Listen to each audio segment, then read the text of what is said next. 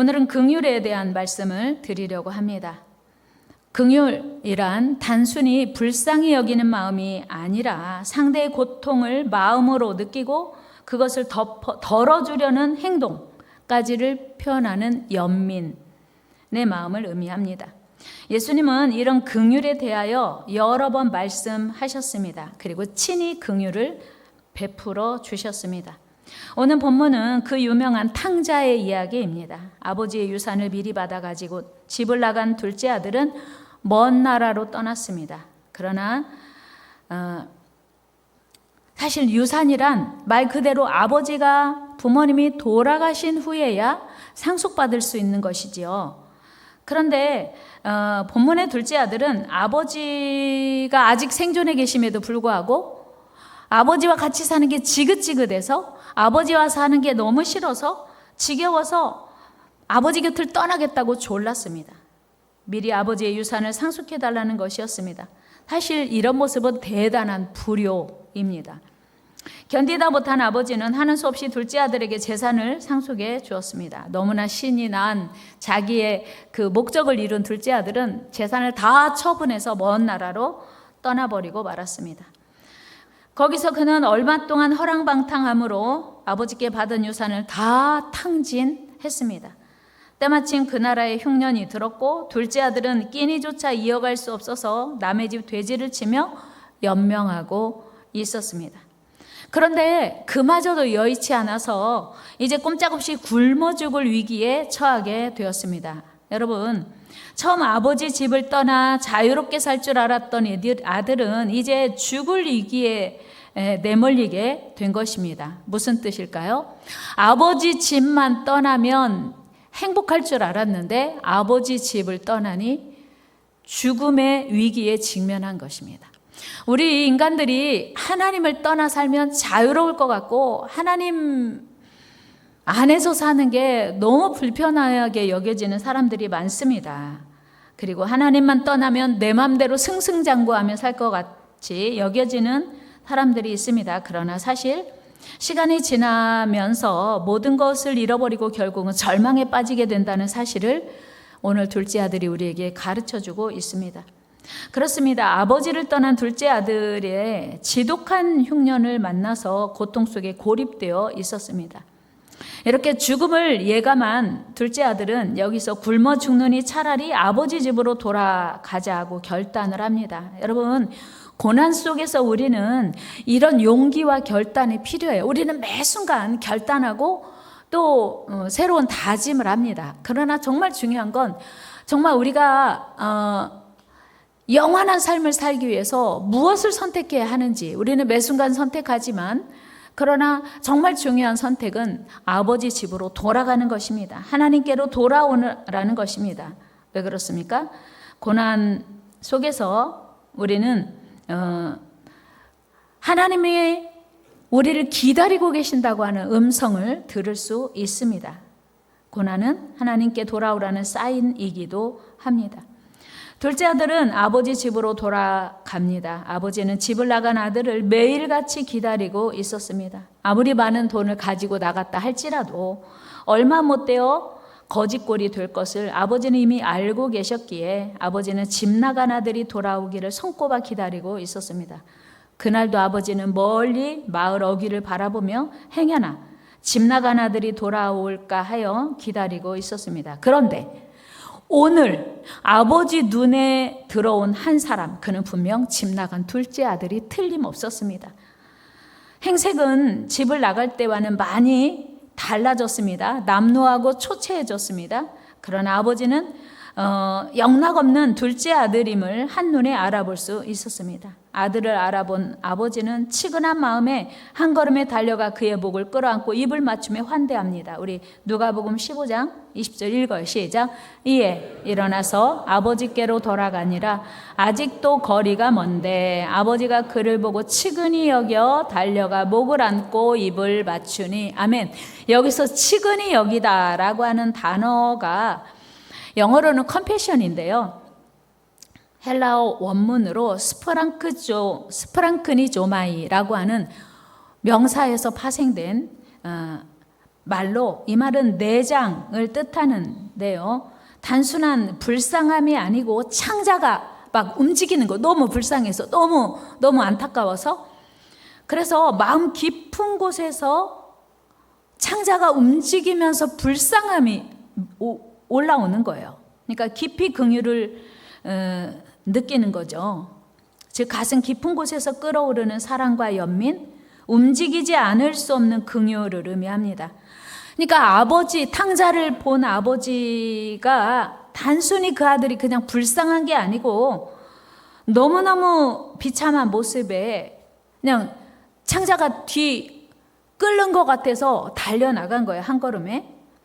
아들에 대한 아버지의 가슴 아픈 사랑은 내장에까지 전달되는 절절한 것이었다는 의미죠.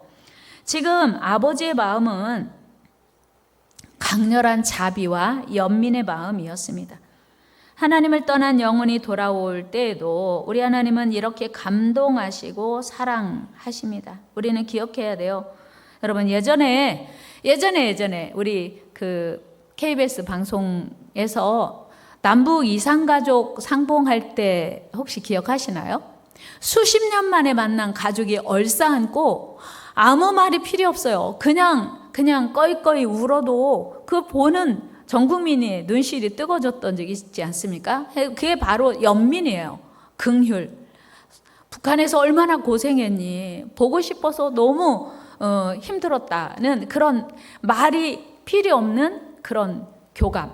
이게 긍휼입니다. 가슴 깊은 곳에서부터 절절하게 기뻐하시고 절절하게 그 사랑하는 그런 마음. 우리 하나님도 우리를 이렇게 사랑해 주시죠. 여러분, 우리가 하나님의 사랑을 입었다고 하는 건 그냥 우리가 그냥 내가 너를 사랑해, 내가 당신을 사랑해 이 정도가 아니에요. 예수님이 십자가에 달려 죽으실 수 있었던 것은 우리의 죄가 너무너무 불쌍해서 죄 가운데에서 영원히 멸망받을 게 너무너무 불쌍해서 당신이 십자가에 죽으시더라도 우리를 살려야겠다는 그 사랑, 그 긍휼, 그 불쌍히 여기는 마음이 예수님을 십자가에 못 박게 한 겁니다. 이게 하나님의 놀라운 사랑이요, 다함이 없는 사랑이요, 가슴 깊은 곳에서 우러나오는 사랑이었습니다. 여러분은 복 받으셨어요. 이 놀라운 사랑 받으셨으니 한번 해볼까요? 나는 복 받았습니다. 그런데 오늘 본문에서만이 아니라 우리 예수님께서 이런 긍휼을 베푸신 때는 신약 성경에 여러 번 등장합니다. 마태복음 14장 14절에 보면 광야에서 병든 자들을 보신 예수님께서 그들을 불쌍히 여기셨다고 기록하고 있거든요. 말씀 읽어봐요. 같이. 예수께서 나오사 큰 무리를 보시고 불쌍히 여기사 그 중에 있는 병자를 고쳐 주시니라. 아하, 예수님이 불쌍히 여기시면 고쳐주시는구나 하는 걸 알게 돼요. 그러니까 불쌍히 여기시는 게 대단히 은혜입니다. 여기에서도 똑같은 원어가 쓰였고요. 불쌍히 여기사란 표현이 예수님의 긍휼을 의미하는데요. 이처럼 예수님께서는 그들을 불쌍히 여기시고 즉시 고쳐주셨어요. 또한 마태복음 15장에서도 32절 보면 예수님 말씀 듣는데 집중하느라고 끼니도 거른 채 무려 3일을 말씀 듣느라고 집중하고 밥 먹을 생각도 안 한 거예요. 여러분 3일은 고사하고 우리 지금 오늘 점심 건너서 오후 예배까지 아예 여기서 드린다고 하면 아마 어떻게 될까요? 데모 일어나지 않을까요? 배고픈데 목사님 지금 뭐 하시는 거냐고. 근데 여기 모인 사람들이 얼마나 하나님의 말씀이 감미로웠던지 은혜로웠던지 무려 3일 동안 먹을 생각도 않고 말씀 들은 거예요. 그러니까 예수님께서 그들을 불쌍히 여기셔서 먹을 것을 주라고 하신 거예요. 34절부터 말씀 읽어요. 시작. 그들 불러 이르시되 내가 무리를 불쌍히 여기노라. 그들이 나와 함께 있은지 이미 사흘임에 먹을 것이 없도다. 길에서 기진할까 하여 굶겨보내지 못하겠노라. 아멘. 예수님이 마음이 이들이 너무 불쌍한 거예요. 3일 동안 말씀 듣느라고 못 먹었는데 그냥 돌려보내면 가다가 기진해서 죽으면 어떡하지? 그래서 이제 배불리 먹이신 거죠. 34절부터 말씀 읽어요. 시작. 예수께서 이르시되 너희에게 떡이 몇 개나 있느냐 이르되 7개와 작은 생선 2마리가 있나이다 하거늘 예수께서 무리에게 명하사 땅에 앉게 하시고 떡 7개와 그 생선을 가지사 축사하시고 떼어 제자들에게 주시니 제자들이 무리에게 주매 다 배불리 먹고 남은 조각을 7광주리에게 차게 거두었으며 아멘. 여러분 보세요. 예수님이 불쌍히 여기시면 굶주림이 해결돼요. 배부르게 된 거예요. 그 많은 사람이 배부르게 된 줄로 믿습니다. 여러분 예수님이 불쌍히 여기시면요 병도 고침받고요 배고픔의 문제도 해결되는 거예요. 예수님이 불쌍히 여기시는 은혜가 임하기를 축복합니다. 신앙생활의 승리는요 하나님이 불쌍히 여겨주시는 것을 경험하는 거예요. 죄악 세상에 살아가는 우리는 예수님이 불쌍히 여기심이 아니면 죄가 용서될 수 없습니다. 구원받을 수 없어요. 따라서 우리는 오늘 예수님께 간절히 구해야 돼요. 그게 뭐냐면 주여 우리를 불쌍히 여기소서입니다. 여러분 우리는 예수님의 긍휼의 은혜가 필요합니다. 할렐루야. 여러분 긍휼의 은혜가 필요해요. 우리 스스로는 죄를 이길 수도 없고 죄를 피할 수도 없기 때문입니다. 그리고 예수님께서 긍휼히 여기시기만 하면 우리 삶의 그 어떤 문제도 다 해결되기 때문이에요. 그래서 오늘 우리 모두의 기도는 주여 우리를 긍휼히 여기소서. 한번 해볼까요? 주여 우리를 긍휼히 여기소서. 할렐루야. 우리를 긍휼히 여기소서. 이 기도가 필요해요. 그리고 주님의 긍휼히 여기심, 측은히 여기심이 임하기만 하면 우리의 크고 작은 모든 문제는 다 해결됩니다. 마가복음 1장에 나오는 나병 환자가 예수님을 만났는데 예수님이 그를 불쌍히 여기셨어요. 똑같은 상황이에요. 똑같은 예수님의 마음이에요. 그리고 손을 내밀어 고쳐주셨습니다. 우리 마가복음 1장 읽어요. 시작. 예수께서 불쌍히 여기사 손을 내밀어 그에게 대시며 이르시되 내가 원하노니 깨끗함을 받으라 하시니 곧 나병이 그 사람에게서 떠나가고 깨끗하여진지라. 아멘. 보세요 여러분 예수님이 불쌍히 여기시니까 나병도 떠나가는 거예요. 여러분 나병은요 우리나라에도 예전에는 나병은 법정 전염병에서 전염성이 강하기 때문에 가족들과 함께 살 수 없어 격리 수용했어요. 그 당시도 마찬가지예요. 예수님 당시도 성 밖에 격리 수용했고요. 가족들이 가져다주는 음식을 먹고 연명했습니다. 그러니 가족들을 보고 싶을 때 볼 수도 없고 만날 수도 없고 이건 저주받은 병이었어요. 그런데 그 나병 환자를 예수님이 불쌍히 여기시고 고쳐주신 거예요. 여러분 예수님의 긍휼이 이런 놀라운 역사를 이루는 기적의 출발인 줄로 믿습니다. 누가복음 7장 11절에도 보면요 예수님의 긍휼로 기적이 일어납니다. 예수님께서 나인이란 성으로 가실 때 이제 예수님께서 죽은 자를 메고 나오는 장례 행렬과 마주하십니다. 그런데 죽은 자가 기가 막히게 누구냐면 한 어머니의 독자요 그 어머니는 과부라. 얼마나 슬퍼요? 우리 말씀 누가복음 7장 12절 읽어요. 시작. 성문에 가까이 이르실 때에 사람들이 한 죽은 자를 메고 나오니 이는 한 어머니의 독자요 그의 어머니는 과부라. 그 성에 많은 사람도 그와 함께 나오거늘. 아멘. 보세요. 하나밖에 없는 아들이 죽었어요. 이것도 슬픈데 과부라고 하는 건 이미 남편을 잃어버린 슬픔을 당한 사람이잖아요. 예수님께서 너무나 불쌍했어요. 그 광경이. 그래서 독자 아들이 죽었으니 그 어머니에게는 그 슬픔 정도가 아니라 그냥 절망인 거예요. 모든 소망이 끊어진 거예요. 그리고 이 상황을 예수님이 마주하셨고 예수님이 이 상황을 보시면서 그 어머니를 보시면서 그 막 긍휼 불쌍히 여기심이 마음속에 끌어오른 거예요. 13절 말씀 같이 읽겠습니다. 시작. 주께서 과부를 보시고 불쌍히 여기사 울지 말라 하시고. 와, 불쌍히 여기시면 이제 놀라운 기적이 시작되는 거예요. 그리고 예수님이 그 죽은 청년의 관에 손을 대시고 이렇게 말씀하십니다. 우리 같이 14절 읽어요. 시작. 가까이 가서 그 관에 손을 대시니 맨 자들이 서는지라. 예수께서 이르시되 청년아 내가 네게 말하노니 일어나라 하시매. 아멘. 청년이 지금 자고 있어요? 죽었어요? 죽었어요. 그런데 예수님은 이 청년이 마치 죽은 게 아니라 자고 있는 것처럼 일어나래요. 만약에 이 청년이 지금 죽었다면 예수님 뭐라고 말씀하셔야 되냐면 뭐라고 해야 돼요? 살아나라 해야 돼. 살아나라. 근데 예수님은 이 청년이 죽은 게 아니고 자고 있다고 믿고 일어나라 하신 거예요. 어쨌든 살아나라 했던 죽은 자에게 살아나라고 명령하시나 자는 자에게 일어나라고 하시나 예수님의 말씀에 능력이 있기 때문에 놀랍게도 이 청년이 일어나 앉고 말도 하더라. 이 성경은 그렇게 말씀합니다. 여러분, 바로 이게 우리가 살아가는 신앙생활에 승리하는 비결이에요.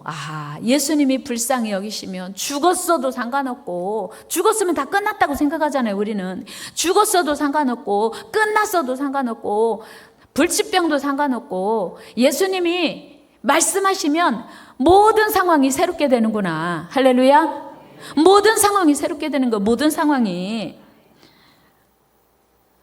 우리 모두에게 이 은혜가 임하기를 축복합니다. 예수님이 불쌍히 여기면요 새로운 인생이 시작되는 거예요. 예수님이 말씀하시기만 하면 새로운 인생이 시작되는 거예요. 예수님께서 불쌍히 여기시기만 하면, 긍휼히 여기시기만 하면 그 어떤 병에 걸렸든지 다 치료되고 회복되고 시작되는 줄로 믿습니다.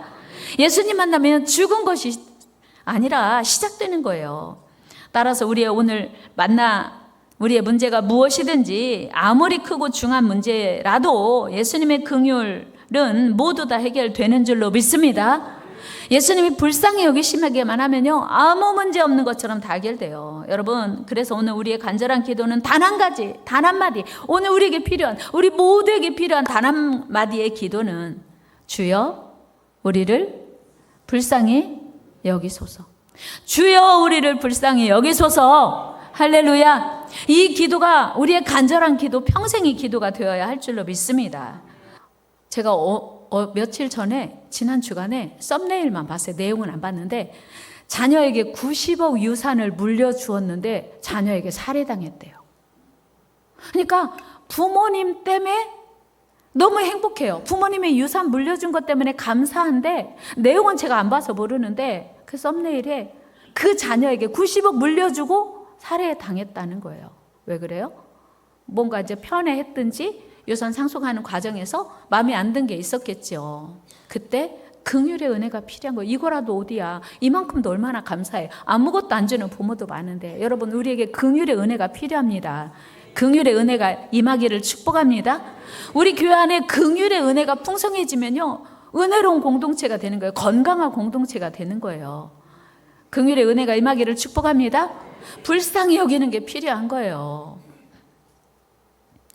그런데 여기서 한 걸음 더 나가야 하는 문제가 있습니다. 그것은 바로 우리 예비신자들이에요. 우리의 전도 대상자들에게 이 긍휼의 은혜가 흘러가야 된다는 거예요. 아직 구원받지 못한 저들을 긍휼히 여기는 마음이 우리가 해야 할 이제 모습인 거죠. 우리는 사랑 많으신 하나님의 긍휼을 이미 입었습니다. 따라서 우리 주님은 오늘 우리가 간절히 드리는 모든 기도에 창자가 끊어질 것 같은 간절함과 긍휼함으로 응답해 주세요. 얼마나 감사합니까? 이제 우리의 간구는 내 문제를 넘어 이웃으로 가야 돼요. 사실 신앙생활은 십자가거든요. 하나님에게서 시작된 은혜가 우리에게 왔어요. 이제 우리는 이웃으로 이 사랑을 흘려보내야 돼요. 이게 십자가예요. 이게 신앙생활이에요. 그러니까 내게 베풀어 주신 하나님의 긍휼, 하나님의 사랑을 이웃으로 흘려보내는 게 해피데이고 영혼 사랑이고 전도하는 일입니다. 아직도 구원받지 못한 영혼들에 대한 긍휼의 마음이 여러분 안에 풍성해지기를 축복합니다. 아버지 마음이 여러분 안에 부어지시기를 축복합니다. 오늘 본문의 아버지가 집을 나간 아들이 돌아오기를 늘 기다리다가 멀리서 다가오고 있는 그 아들을 발견하는 순간 그를 측은히 여겨 달려가 목을 안고 입을 맞추었다고 했습니다. 이것이 집 나간 아들을 향한 아버지의 긍휼이에요. 불쌍히 여기는 마음이에요. 사실 생각해보면 이미 가지고 나가서 낭비해버린 재산이 얼마나 아까워요. 야, 너 그 돈 어떻게 했어? 너 그 집 얼마에 팔았냐? 너는 얼마 받았어? 총 얼마 가지고 출발했어? 며칠 되니까 돈 떨어졌대? 어디다 썼냐? 누구랑 썼어? 막 이렇게 물어볼 수 있잖아요. 아버지 하나도 안 물어봐요. 그냥 불쌍한 거예요. 돌아온 것이 너무 기쁜 거예요. 여러분, 이 은혜가 여러분 안에 충만하게 되기를 축복합니다. 우리 안에 주님의 긍휼이 충만해지면요, 그냥 탓할 것도 없어요. 따질 것도 없어요. 돈을 얼마를 낭비했든지 탕진했든지 그냥 다 덮을 수 있는 거예요. 그리고 돌아오는 그 순간 아버지는 그를 불쌍히 여기고 긍휼히 여기신 겁니다. 그리고 아버지는 아버지 재산을 모두 탕진한 아들 하나만으로 만족하기로 결단한 거예요. 그리고 그를 긍휼히 여기셨습니다. 이것이 아버지의 한없는 사랑, 넘치는 사랑, 다함이 없는 사랑입니다. 이 사랑을 이제 우리는 받았으니 전해야 돼요. 다 같이 받았으니 전합시다. 이게 이제 우리의 사명인 거예요. 하나님께서 우리에게 기대하시는. 여러분, 저들이 아버지께 나오기를 주저하는 이유가 무엇입니까? 그것은 바로 아버지 사랑을, 아버지 그 깊은 마음을 알지 못하기 때문이에요. 그리고 저들은 아버지 없이도 잘 살아갈 거라고 착각하는 거예요. 여기 계신 어른들이 이 신혼부부에게 뭐라고 말하고 싶겠어요? 니들도 살아봐라. 마찬가지 하나님이 우리에게 그러시는 거예요. 니들 하나님 없이 살아봐라. 저들이야말로 하나님을 필요한데 모르는 거예요. 아직은. 여러분, 우리가 하나님을 사랑한다고 하는 것은 하나님뿐만 아니라 우리 이웃도 함께 사랑해야 합니다. 예수님 말씀을 보면 확인할 수 있습니다. 누가복음 10장 27절 같이 읽어요. 시작. 대답하여 이르되 네 마음을 다하여 목숨을 다하며 힘을 다하며 뜻을 다하여 주 너희 하나님을 사랑하라. 또한 내 이웃을 네 자신같이 사랑하라 하였나이다. 아멘. 그러니까 하나님은 우리가 하나님만 사랑하라고 하신 적이 없어요. 이웃도 내 몸처럼 사랑하래요. 저들을 섬기는 것이 신앙생활을 제대로 하는 것이라는 거죠. 오늘 우리 주님이 그 제자들에게 당부한 것이 바로 이것이에요. 누가복음 10장 37절 같이 읽어요. 시작. 이르되 자비를 베푼 자니이다. 예수께서 이르시되 가서 너도 이와 같이 하라. 그러니까 선한 사마리아 사람이 강도 만난 사람을 도와준 근거가 불쌍히 여긴 것이었거든요. 33절 말씀 읽어봐. 시작. 어떤 사마리아 사람은 여행하는 중 거기 이르러 그를 보고 불쌍히 똑같은 단어예요. 똑같은 단어. 예수님이 나병 환자를 불쌍히 여기신 것과 나인성 과부를 불쌍히 여기신 것과 강도 만난 자를 사마리아 사람이 불쌍히 여긴 것이 똑같은 단어가 쓰여진 거예요. 막 창자가 막 뒤흔들리고 다 뒤집힐 만큼 불쌍해서 견딜 수 없는 그런 상태. 여러분, 이 긍휼이 우리 안에 차고 넘치기를 축복합니다. 여러분, 가정 안에 차고 넘치기를 축복합니다. 우리 교회 안에 차고 넘치기를 축복합니다. 긍휼은요, 하나님의 성품의 핵심입니다. 예수님의 삶과 사역을 이해하는 열쇠이기도 하고요. 여러분, 가정이 이런 주님의 사랑과 긍휼로 풍성해지시기를 축복합니다. 우리 교회가 이런 긍휼과 사랑으로 풍성해지시기를 축복합니다. 주님의 긍휼이 풍성한 교회가 건강한 교회죠. 그 긍휼이 흘러 넘치는 공동체가 거룩한 공동체입니다. 여러분, 사실 집을 나간 아들이 죄는 결코 간단한 것이 아니었습니다. 어찌 보면 결코 용서받을 수 없는 크고 무거운 죄였습니다. 그러나 아버지의 긍휼이 너무 커서 죄를 상쇄하고도 남는 거예요. 죄를 덮고도 남는 거예요. 오늘 우리에게도 이런 은혜가 필요합니다. 우리 하나님의 강같이 흘러 넘치는 긍휼의 은혜가 여러분에게 차고 넘치기를 축원합니다. 사랑하는 가족에게도 긍휼이 필요하고요. 우리 교회 안에도 긍휼이 차고 넘치기를 소망합니다. 또한 이 긍휼의 은혜가 우리를 넘어서 우리 예비 신자들에게도 흘러 넘치기를 소망합니다. 이 긍휼의 은혜로 저 영혼들을 포기하지 않고 내 안에서 차고 넘치는 흘러 넘치는 긍휼의 은혜가 잃어버린 영혼들을 포기하지 않을 수 있는 에너지가 되는 거예요. 그리고 저들이 구원되기까지 이제 우리가 저들을 사랑할 수 있는 근거입니다. 해피데이가 한 주 앞으로 다가왔습니다. 저들을 향한 아버지 마음으로 저들을 구원해내는 긍휼이 풍성한 사랑하는 방주가족 다 되기를 주의 이름으로 축원합니다.